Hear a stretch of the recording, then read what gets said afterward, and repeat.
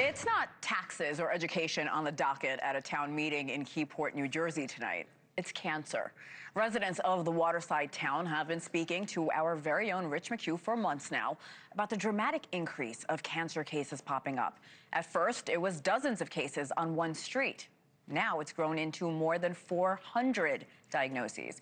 Keyport residents believe it's all tied to a toxic landfill that they say the government inaccurately deemed safe. New testing found PFAs and benzene in the groundwater. This also comes after our exclusive reporting last week that independent testing confirmed the presence of dioxins in the soil. So what does the town plan to do next? Joining us now from Keyport is NewsNation investigative correspondent Rich McHugh. Rich, it's always good to see you. I see that crowd behind you. The meeting just ended. What did residents say? Hi, Anna. Well, yeah, the meeting just wrapped, but they were demanding, answers. They're basically talking about these new test results, and they're strategizing about a way forward. We heard from Sal Agori. He's a 25-year community soccer coach here, recently diagnosed with leukemia. We heard from a 16-year-old who is a cancer survivor of a rare bone cancer. Their message was simple. It was one of unity and a way forward. How are they going to press forward? But they're going to ultimately, how are they going to demand change and action from the state of New Jersey? So in 2022, my then 12-year-old daughter was diagnosed with Ewing sarcoma. It's a rare bone cancer, typically found in children. Nicole Henn's daughter, Lila Grace, underwent 14 rounds of chemo, 28 radiation sessions, and then 60 hyperbaric treatments to help spinal cord damage from the radiation. We had amazing doctors who, intended to cure her, and they did. But that doesn't go away. We're cancer-free, but we're still having scans every 6 months. We still have the anxiety.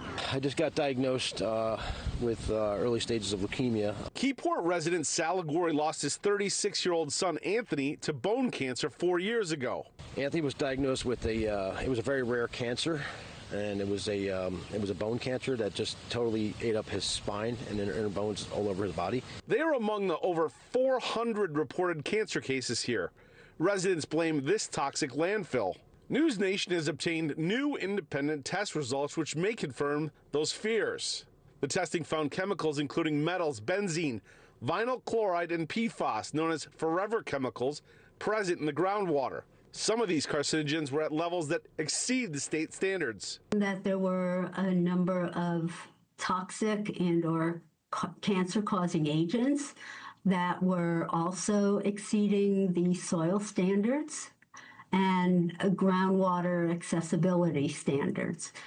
And from these data, and again, this is only from within the site, nothing so far to date has been done for in the communities, just outside the communities. And so that work definitely needs to be done. Toxicologist Judith Zelikoff and her team at NYU reviewed the results.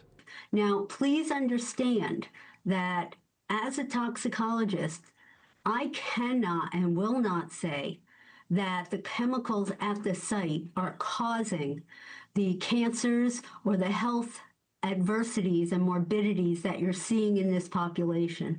That requires special testing, special analysis. What I can tell you is that the constituents that are there have the potential to bring about certain outcomes that you're seeing in the community. More testing is needed. This does not definitively say there is no pathway, because for me, if there is a pathway, then you have to look at the surrounding footprint. This says there's still carcinogens here. Correct. I know.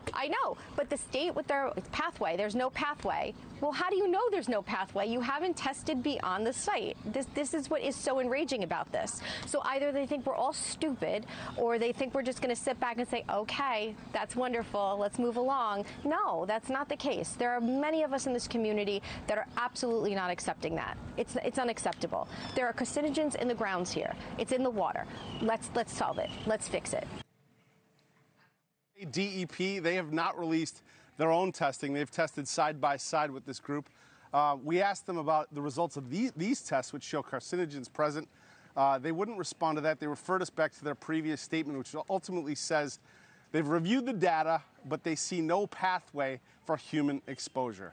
Hannah? Yet without any testing. Rich McHugh, fantastic reporting as always. Thank you, my friend. Thank you for watching. Subscribe below and download our NewsNation app right now on your phone, and you will get fact-based, unbiased news for all Americans.